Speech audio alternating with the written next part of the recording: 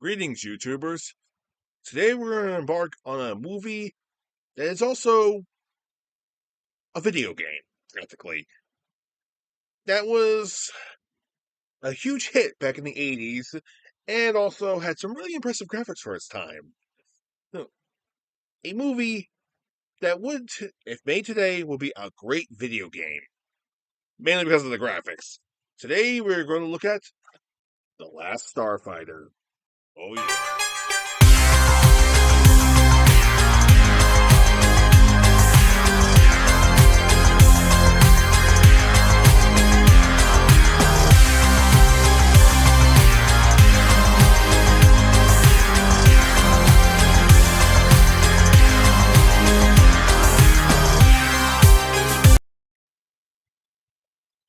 What can we say about this film? What can we say about this? Okay, wait a minute. Before I go on any further, I should mention something.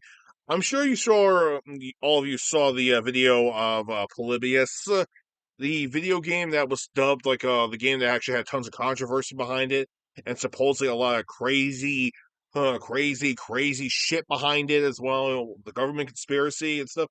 Well, here's the thing: the Polybius stuff started happening around around 83. This came out in 84, so it's a possibility that The Last Starfighter took some inspiration from that hysteria. Hmm. So just want to get that out of the way right now. So, where do we begin with The Last Starfighter? It basically stars a young boy named Alex Rogan, who is basically, well, he works in a trailer park and lives in the trailer park with his family and a bunch of people. And he does a lot of work. Like, just does a lot of work. Like, a lot of work. He's going crazy! I'm, I'm sorry. It's just, yeah, he's worked to the bone most of the time, and his only solace is actually, how do I put this? Is an arcade machine called The Last Starfighter, which is a hot seller. The video game itself is actually a hugely popular video game, and it's also a massive one. I mean, it was sold in arcades, and certain home console versions were actually released eventually, but they just didn't have the grit that the arcade actually has. So Alex Rogan spends his off time playing the arcade when he can, and he was actually going to get ready to go out with his girlfriend to the lake with a bunch of their friends, only he got stuck with a lot of stuff to do he got stuck with a lot of shit to do, so he was going to spend all day working at the trailer park. He was after the day was done, he was dull, depressed, and just tired from all of it. So to relieve his stress, he starts playing the Last Starfighter again. And I'm sorry for kicking this thing. He is starting playing the game again, and his girlfriend finally comes back, and well, she tries to apologize, and well, he's more health focused more on the game because playing the game is like his release from all the responsibilities of reality. Plus, he's waiting to hear back from a loan from a bank, so he can actually go out to a really good school, go out to a really good college, better than City College. And while he's playing the game, he didn't even realize this, but his girlfriend happened to notice this. But his score is getting so high that she was even shocked about it. That she plays the game every once in a while, though, and so does everybody else at the trailer park. But the thing is, he didn't realize it, but he's breaking the record on the game itself. And everybody, one of the managers that sees it, like, holy, you're going to beat the record. Hey, Alex is going to beat the record. Everybody comes in and watches and cheers on Alex, and he actually beats the game and not only beats the game, but he broke the record. And there's something about the record that I think was in a deleted scene, but we'll get to that a little bit later. All right, everybody is happy for Alex that he actually had broke the record, but but later on, his mom comes home and she gives him a letter that basically says he's not going to get the loan, and he gets a little pissed off about that. And he's outside just getting some air while the arcade cabinet it's starting to malfunction. Like, well, I think the best term is he broke the game. Like, okay, I'm not even joking about this one.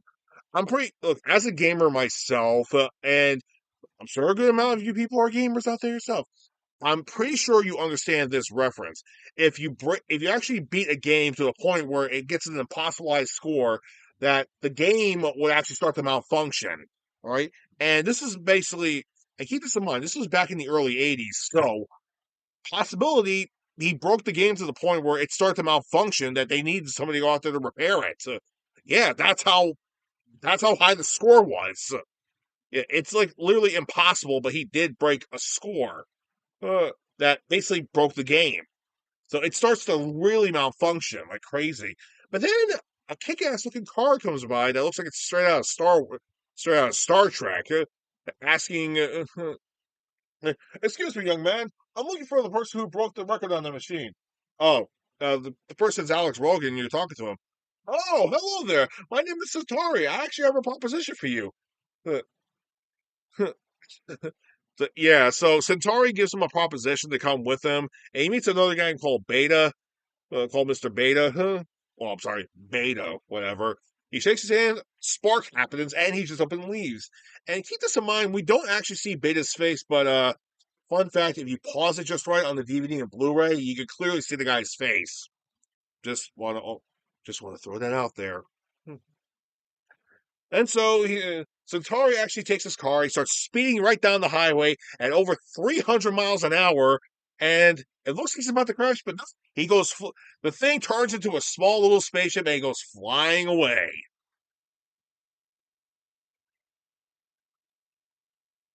You gotta love these 80s graphics. It's 80s graphics at its finest. And keep this in mind too. This movie came out around the same time as Disney's Tron did, and that movie actually wound up going to the Oscars for its special effects. So this movie did the exact same thing. The only difference was its effects were much better. Now, keep this in mind. Around this point, we actually had the last Starfighter, but Return of the Jedi came out around the same time, and it used a lot of practical effects. This one mainly used CG, which was unheard of at the time. But to be fair, it was designed off of a video game, and they tried to make the thing look as much like a video game as they did. And you know what? Not gonna lie, the visual effects in this, even though it's all early CG, oh my god, it looks. I mean, the CG from back then that they used puts CG today to shame. Well, depending on what movies you're looking at, but still, it's amazing. So they actually so they go to warp speed. And Alex finds out that okay, Centauri's not exactly human; he's a robot of some kind. And then they go straight to an to an alien world, to a home base, and it's like a military center. And he's going through a bunch of this stuff, and he doesn't understand the language at all until somebody puts something on his shirt that now he can actually hear in English. He goes, "So, greetings, Starfighter. Starfighter. Wait a minute. You speak English? No, no. You hear English because of the translator you have here. Oh, okay." And so he looks around and he happens to notice the one thing that caused attention were the gun stars. What is a gun star? Well, the gun stars are the spaceships that are mostly used. And you know what? I just give me a minute. I will look up a photograph of what a gun star looks like. Oh, this is something. This is what a gun star looks like. Yeah, it's a pretty decently cool looking ship. Keep this in mind, this was around the time when Star Wars came out, so the ship design is well relatively pretty cool. But I'm trying to like make sure the glare from the phone is not actually. Let me just drop the lighting down a little bit. There, see it better? That's what a gun star looks like. Pretty cool looking, right? It's a cool looking ship. Hmm. And he sees all that. That's when he realized that the game was actually that the whole thing it was happening that happened in the game is actually happening in real life. So he's recruited as a starfighter. And so he actually meets the other starfighters, and thus we meet the ambassador, the president, no, the main chancellor of the entire of the entire system. And he gives the exact same speech we always hear in the entire game. And thus all the starfighters are hyped up. But then Alex sees Centauri. He goes to Centauri, but he misses Centauri, and then he bumps into Greg, which is this guy right here. which doesn't make any sense why he's here. It doesn't make sense at all. He should have been right here behind with Alex and his girlfriend right here. But still, it's kind of weird. It's kind of like saying he's an he's evil. He's the main villain or something. But Greg is his partner. Actually, if anything, Greg kind of reminds me of Louis Gossett Jr.'s character from Alien Mine. I mean, from Enemy Mine. Remember his character, the Drac? That's what Greg kind of looks like. Except he looks more like a turtle version compared to that. Like he has a turtle shell on top of his head. It's like a weird design. Well, he meets Greg and he tells Greg why he's there, where he's from and why he's there. And Greg says, "You're from Earth. Earth is not exactly even part of the system yet. I mean, okay, yes, they're in our galactic protective system, but they're not actually part of this. But they're not part of they're actually not part of the Federation yet. We have to wait till your planet matures." Eh, wait a minute, who brought you here? It was Centauri. He's over there. Centauri. God damn it. So it turns out that Centauri, uh, the whole thing was actually a bet, and it turns out that the arcade machine was supposed to go to Las Vegas, but it wound up at that trailer park by accident. And here's the thing: his score actually beat the world record. However, there's supposedly a deleted scene that says not only did he beat the world record, but he also beat the galactic record. So all the scores were actually from the galactic collection. Yeah, from everybody who took the score. So pretty much all the starfighters that are there, they all took that test. All their scores are on the thing, and Alex beat all their scores. Yeah, and then we get some interruption by Zur, the main villain. Zur. Zur. I want to say Zool, but you know what? Forget it. So Zur actually says that he actually has followers on the on this home planet, and they will do his bidding. And of course, he finds one of the. He actually shows a spy getting tortured to death that his father sent him. His father is actually the commander of the Starfighter Legion. Go figure, right? So he makes a promise in the declaration of war that soon within a week that the star that the entire system will fall under his command.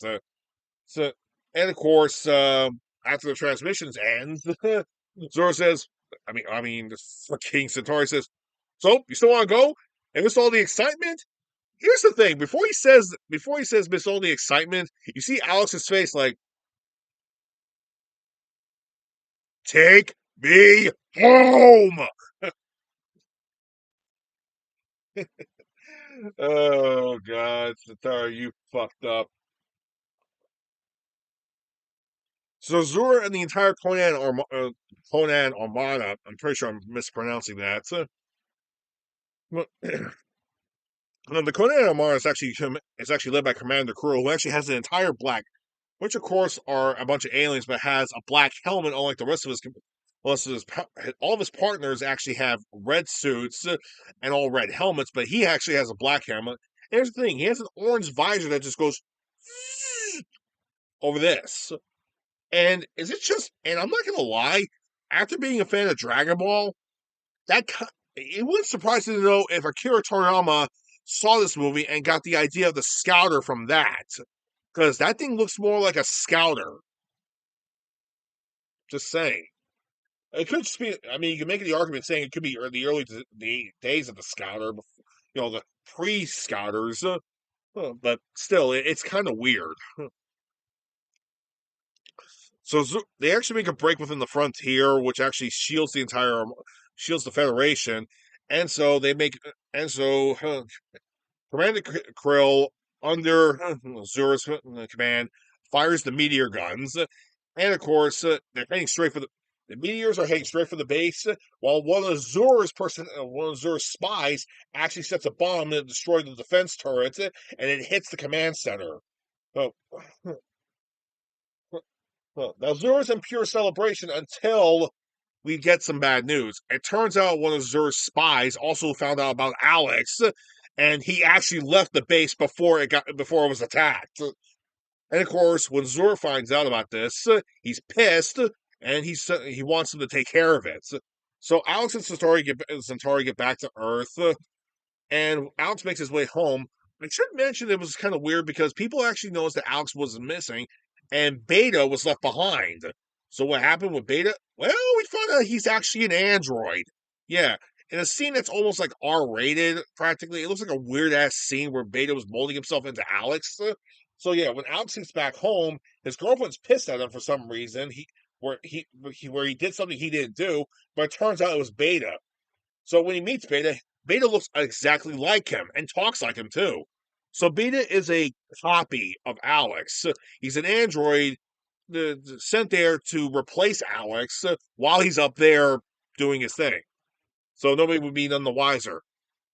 Except he doesn't know anything about human culture. Lovely.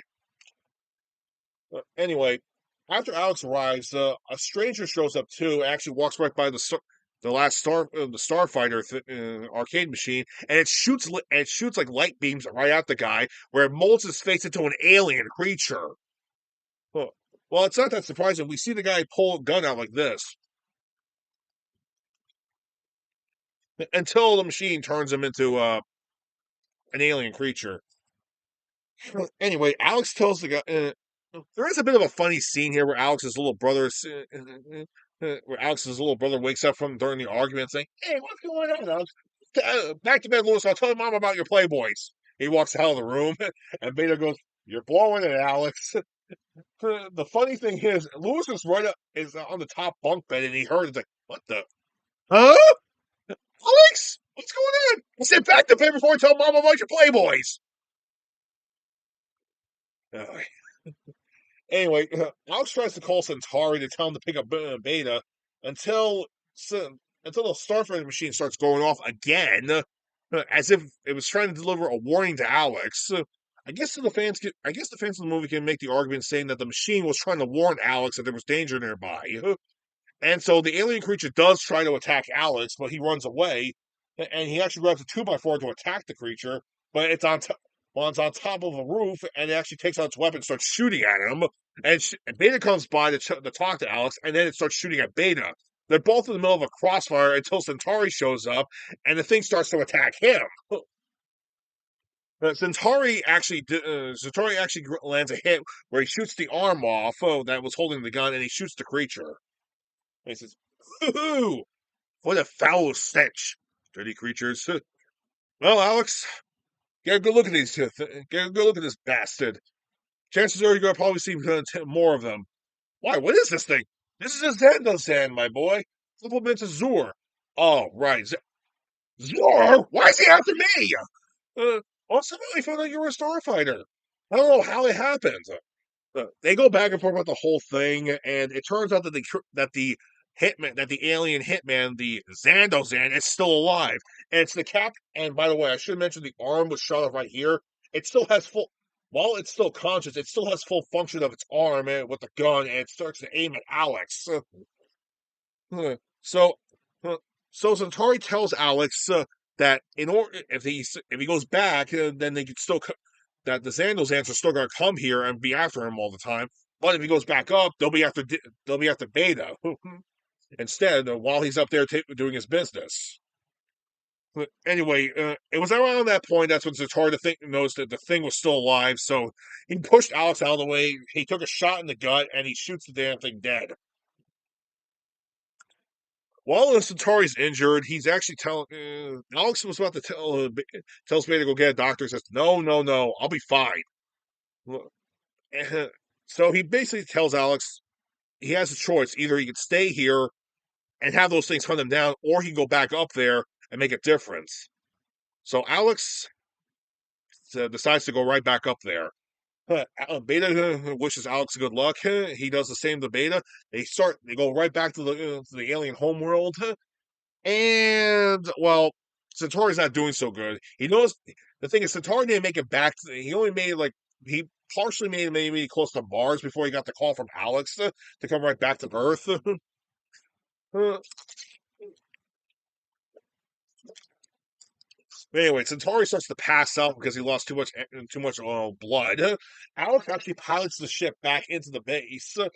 Greg is actually there to meet both of them, and then of course Alex assures Centauri that he did good and he's going to be really rich from all this until Centauri finally dies. So Greg actually gets Alex. So Greg is going to be his co-pilot on this one because the thing is, Zur actually attacked the base while he left when he left, and unfortunately, all the starfighters didn't actually make it because they were in the hangar, and the hangar went up. So the starfighters and the gun stars are all destroyed. Fuck. Except for one. Yeah.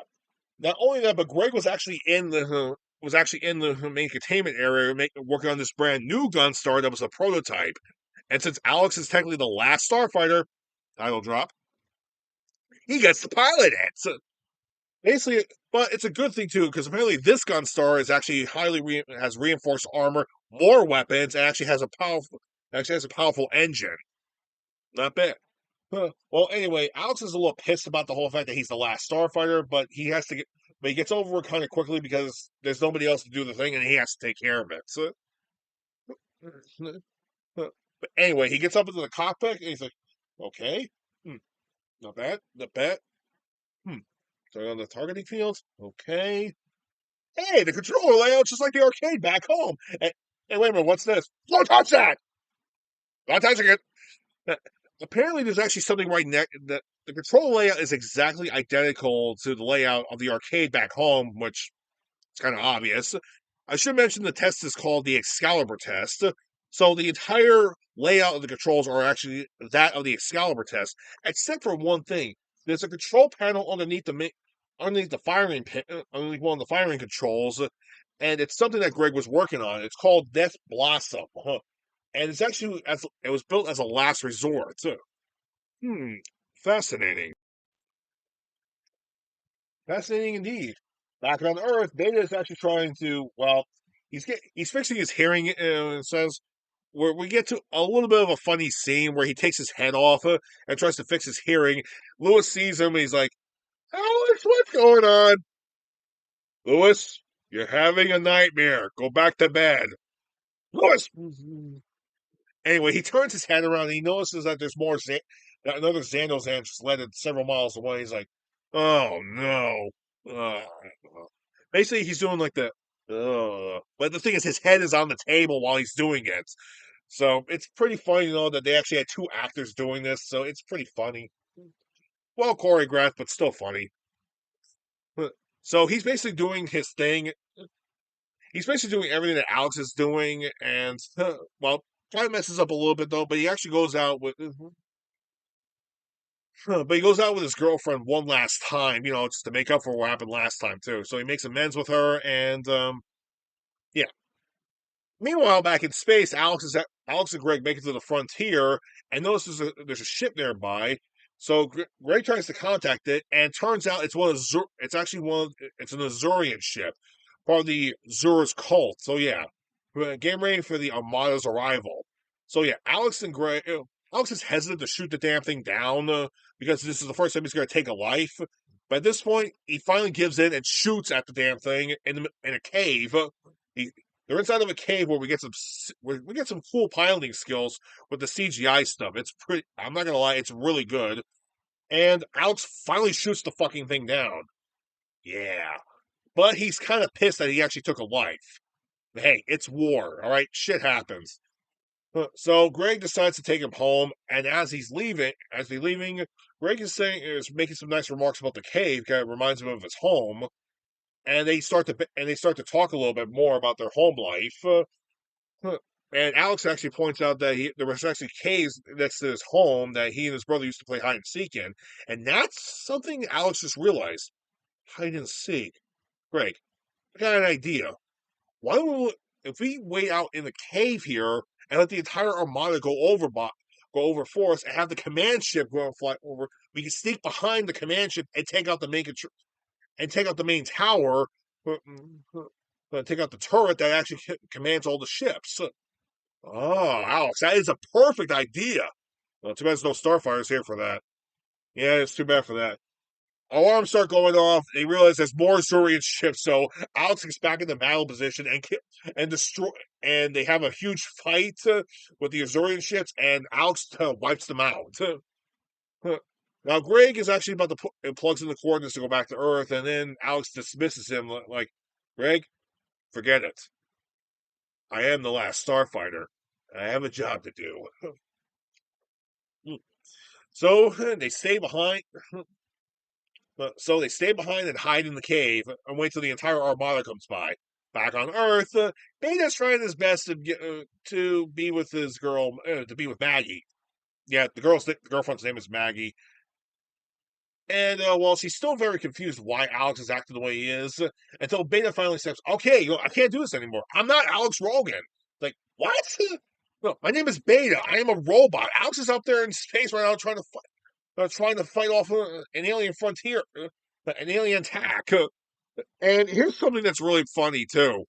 That's kind of perfect timing. But the next Xandosan assassin actually attacks the cop, copies the cop's costume, killing the cop, transforming himself to look like the cop, and he sees the Beta unit. And then before he shoots the Beta unit, Beta just flat out tells Maggie everything, and then he shoots Beta. And see, I'm a robot. So okay, the Xandozan gets into the cop car and starts racing back towards its ship. Beta steals a car, and Maggie is with him. He tells her everything, and she tells him to floor it so they can catch up to the guy. The Xandozan makes it right back to his ship, and he starts trying to contact the command ship, telling him exactly what happened. But before he can, they get Beta and Maggie get to him, and Beta has Maggie jump out of the car, and Beta, well, he kamikazes himself by ramming right into the damn ship, blowing it up.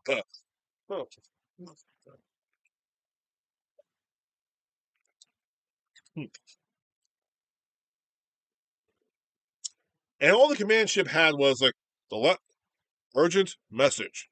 The last Starfighter. That's it. It just cuts off. What happened there? The last Starfighter? Zura makes a connection saying that the last Starfighter is dead. So they go on to Rylos, the main home planet. And so the entire armada flies over them. Not even realize that Alex, that the Gunstar is underneath them. It's hiding inside of a cave, but with all the power turned off. The entire armada goes by. We're talking like over 1,000 ships, by the way. And the command ship finally flies over, and it's huge.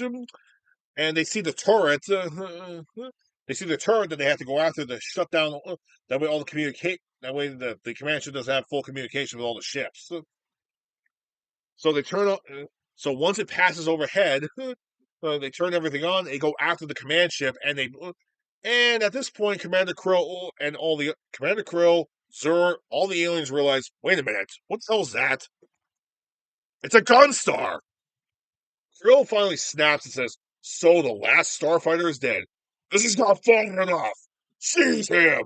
And so they actually arrest Zora and they take him to the brig. But to be fair, the Gunstar actually shoots out the turret and actually damages the ship. But it actually doesn't damage the ship completely. During the battle, Zora actually escapes. And now we come to the main attraction of the movie, the best part of the whole film, the space battle portion. Oh, it is so glorious. No, I'm not even joking. The fight scene, seriously, the whole thing is all CG, but it's beautifully done. All right, and it's going to be like at least another decade or so before we get something even more better than this. So just take this whole scene with a massive grain of salt that they were able to do an entire space battle in CG in the early 80s. This is a fucking technical masterpiece. So when you think about it, oh, so anyway, anyway, Greg actually has Alex prepare the Death's Blossom protocol, which actually unlocks all the weapons and maximizes the shields. and they go right in, and they have a massive battle to take out all the entire ships. And oh man, they take out they take out maybe dozens of ships, but it's not enough. There's like several hundred more coming in. So, but they have to wait to hit the action. But Greg tells them to wait, just wait until they're in close range, so they can take out all the ships with the Death Blossom. Huh. And what is the Death Blossom? Well, to quote Star Fox, it's basically a barrel roll. Okay, it's not really a barrel roll. It's like a twirl. Like the thing goes all over the place. Like okay, have you ever been one of those type of you ever those type of wheel things? You're inside of a wheel, and you just go whoa, whoa, whoa. That's what the Death Blossom roll is. So, all right, so they went to everything's all in position. He hits the button, and it it fires all the weapons all over the place, and it takes everybody out. So, just like there was like no ships left. It's like less than 30 seconds how the whole thing just goes off, but it destroys all the ships. Slight problem is it did damage the power source, so it was a test run, and hey, it did its job. And so they see the command ship. Greg actually puts the command. Greg actually takes power from the life support system to get the main power back online, which of course works. Krill, though Krill's got some really good lines here. He says, "Forget the weapons, go for ramming speed." And of course, once the Gunstar is back online, they take out its propulsions, the engines, and now the command ship is now stuck in the gravitational field of the moon. So they are going to crash. The lieutenant yells at Kuro, "What do we do?" And Kuro says the best line in the entire movie. No sarcasm. He knows they're fucked, and so he says this with dignity, with the visor coming down. We die.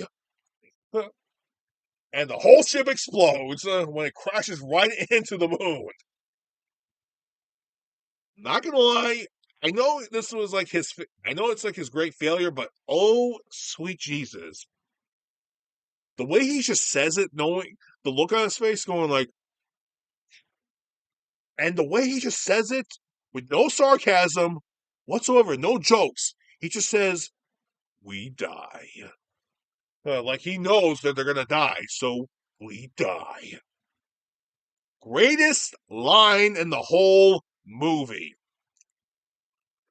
Anyway, the Gunstar goes back to Rylos. Everybody celebrates that they actually defeated the entire armada. It was basically a suicide one, but they did it.